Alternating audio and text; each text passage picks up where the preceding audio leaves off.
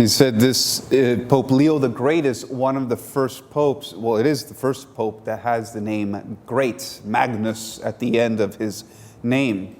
And so he begins the tradition of the great popes. And what made him so great? What made him stick out from the other ones? He was certainly not the first pope, but he was a pope in my favorite century, towards the end of at the beginning of the 5th century. And he was at that time of that imperial church that I talked so much about. The Pope kind of became the Pope under Leo. I mean, he's really what makes the papacy, what becomes the bishop, what is the Bishop of Rome, becomes the Pope as we kind of know it now. That he extends his influence, his jurisdiction, but moreover his teaching beyond the city of Rome, and pretty much up until St. Leo the Great, well, the Pope, being the Bishop of Rome, kind of stayed within the limits of Rome, the city of Rome. Pope Leo the Great maintains a correspondence with bishops as far as Spain, Astorga in Spain, and France, responding to issues that are happening over there, and keeping that dialogue and that kind of correspondence with them, offers his insight and his teachings to whatever problem, especially when it came to heresies and they were seeing there were the same things happening in different regions. He offered his instruction to there. He kind of kept tabs on the farthest reaches of Christianity, being that at that time Spain, it hadn't made it to Britain really yet. Also, the Pope had made a contact with the council, with the ecumenical councils that were going on in Constantinople. In fact, he was kind of the only pope that really reached out so far to those councils. Most other popes just had sent representatives, but they themselves weren't a part of it. Leo the Great was a part of it, even though he wasn't present, but maintained the correspondence known as the Tome, which was basically his interpretation to establish or to understand what is Christology today, the two natures of Christ. And that was what was in question at that time. And perhaps where we get the sense of the gospel and also the antiphon and the prayers of the church, of the Mass today. When you hear the gospel, we hear that Jesus, who goes to Caesarea Philippi, asks the disciples, "Who do you say that I am?"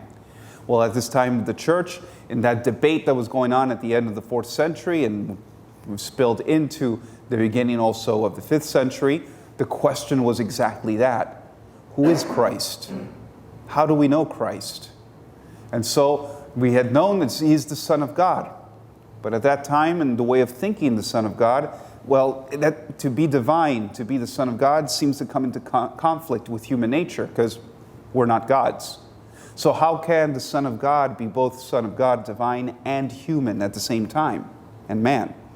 Well, that's what the ecumenical councils went out to address. And so that question that Jesus says, "Who do you say I am?" was addressed over the course of almost 100 years to get to the end of that. The tome, or that correspondence that Leo sends to the council, establishes what becomes also the Catholic or the Orthodox position, in that the nature of Christ is both to be man, fully human, and fully divine. Not half and half, not a compromise of the two, and not one that overshadows the other. No, fully human and fully divine. And so we can say really the birth of Christology, or Christology, is established and there in these councils, and especially with Leo's instruction and his understanding that represents the papal understanding in the Roman understanding of that debate. Still, for me, at least, the historian Leo the Great becomes also great for another thing that he did, and this is something that I would like to study a little bit more. Leo the Great saved the city of Rome from invasion. And so right at that time, also, the Western Roman Empire was crumbling, and what they call the barbarians, but those kind of Gothic tribes from the north started to spill into Italy, and one famous Attila the Hun was making his way through, destroying and conquering everything he found. It was just a matter of time before Rome was in his sights, and in fact it was. He had crossed over already into Italy with plans to invade Rome and sack Rome or take it over. At that time, the emperor was out in the east. He really didn't go back to the west again.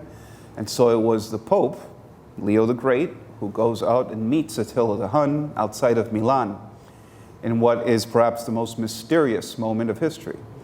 We know they both go to speak, and we don't know what is said.